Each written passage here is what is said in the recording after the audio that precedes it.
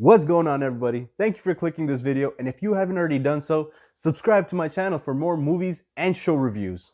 With the release of The Batman, there are spoilers flying everywhere around, but fear not, you've come to the right place. So sit back, relax, and enjoy this spoiler-free review of The Batman.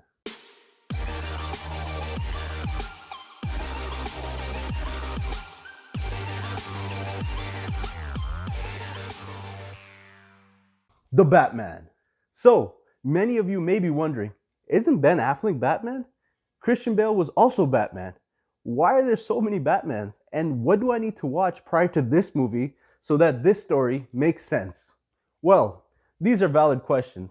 But in short, this Batman film is in its own universe and has no ties or connections to any other DC movies. Simply put, there's no prequel.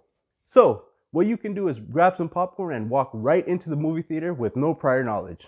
This is similar to the case in 2019 with the Joker, which is not associated with any other DC property. So, with that clarified, let's get started. The Batman was originally going to be written, directed, and starring Ben Affleck as the Batman back in 2016 as part of DC's extended universe. But as tensions increased between Ben Affleck and the studio after the release of Justice League, Matt Reeves was brought in to direct. With Ben Affleck no longer associated with the project, Matt Reeves decided to rework and focus the story on a younger Batman in his second year of crime fighting and removing the DCEU connection altogether. And now, here we are. The Batman has the grit of a 1970s crime thriller in which a relentless detective hunts down a serial killer. This intense story, however, is set early on in Batman's crusade against crime. As a young vigilante who has been fighting crime for only 2 years, the film sees Batman uncover corruption in Gotham City while pursuing the Riddler, who's played by Paul Dano, and who's a serial killer who targets Gotham's elite. To start and explore the story of a younger Batman in his second year of crime fighting days was a good idea for several reasons. First, ain't nobody trying to see Bruce Wayne's origin on screen by showing his parents dying again. Like, I've seen them killed on screen so many times that I feel like I'm a witness to the murder. We've seen it in Batman Begins, Batman v Superman, and for God's sakes, the Joker. A movie that's focused on the Joker had the Waynes killed. I'm glad they skipped the showing of their death and jumped right into Bruce being Batman. Being only in his year 2, his inexperience shows through his fighting ability. Because in fights, he gets hit, and he gets hit hard. He relies on his brute force and goes head on into gunfights, which ultimately isn't how the Batman operates. His gadgets and bat suits are still developing, and there are scenes where the audience can clearly see that it's his first time doing something and that he's even nervous himself. Lastly, the mythical legend of the Batman has not yet been established in Gotham, and therefore it's evident that not everyone is scared of this vigilante. His symbol is just starting to intimidate some of the lower end thugs. But the more hardened criminals don't see him as a threat, but as a weirdo in a mask. I really enjoy the storytelling of this movie and the source material it draws from, such as The Long Halloween and Batman Year One Batman comics. Matt Reeves wanted to focus on the detective aspects of the Batman more than any other previous Batman film. For the murder investigation aspect of the story, he drew inspirations from the real-life 1960s serial killer, the Zodiac Killer, who would often send encrypted messages to the police and the media about the locations of his victims. The incorporation into this story made sense as the Riddler is a highly intellectual, probably Batman's most intellectual villain, to pull off something of this caliber. Speaking of which, the Riddler. He worked very well in this story. He's a genius, obsessive lunatic who gives Batman a run for his money. This serious take on the Riddler is quite terrifying compared to this. And perhaps that's why no one really took the Riddler seriously until now. We have this image of Jim Carrey running around in green tights in our head. The movie delivers a Riddler who isn't a physical challenge to the Batman, but definitely a psychological one. Now, let's talk about Robert Pattinson as the Batman. I don't want to hear any disrespect calling this man the Twilight Boy or Sparkles BS, because this man can act. He delivered a convincing Batman that belonged to this universe.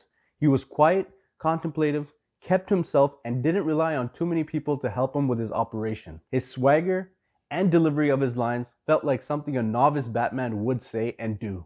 One of the biggest things they got right in this movie was the Batmobile. I had the biggest smile on my face when the Batmobile's light came on and the engine started revving. I love how raw, simple, yet powerful it feels. This is a more realistic take on Batman's car because it's more believable that Bruce and Alfred are able to build this car and perform repairs on it by themselves rather than have a team of mechanics fixing it and risk jeopardizing their secrets. That just never made sense to me. The music in this movie was very well done. The main theme plays and sucks you right into the heart of Gotham City, where you truly believe that the Batman exists in the shadows.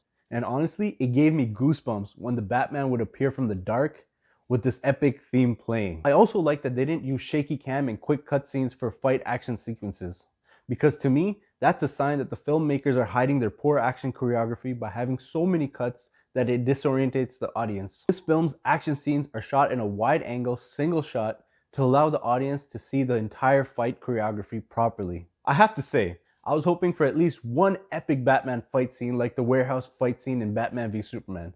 To me, that's probably one of the greatest on-screen Batman fights that I've ever seen. Now, as good as this movie is, there are some things that could improve. The first is the runtime of the 3 hours.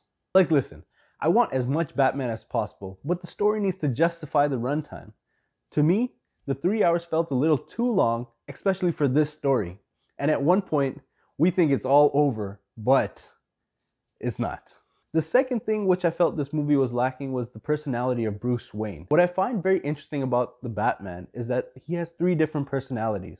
There's obviously the brooding, serious personality when Bruce is the Batman.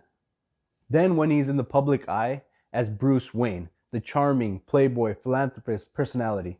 And then there is what I feel his true personality of Bruce Wayne when he's interacting with Alfred. This is where we're able to see him at his most true and vulnerable nature. In this film, he had the serious emo personality throughout, with or without the mask. But I think in the future installments, this Bruce Wayne will learn how to put on a facade as the billionaire Bruce Wayne. So I ain't too worried about it. So let's get real. This movie is really good. It explores the Batman's detective side more than any previous Batman film. He is far from the most complete Batman, but Robert Pattinson delivers a convincing performance as the Caped Crusader, but not so much as Bruce Wayne. Essentially, this is a crime investigation film with the Batman as the lead detective who has to solve some interesting puzzles in order to crack the case. Now, is this my favorite Batman film?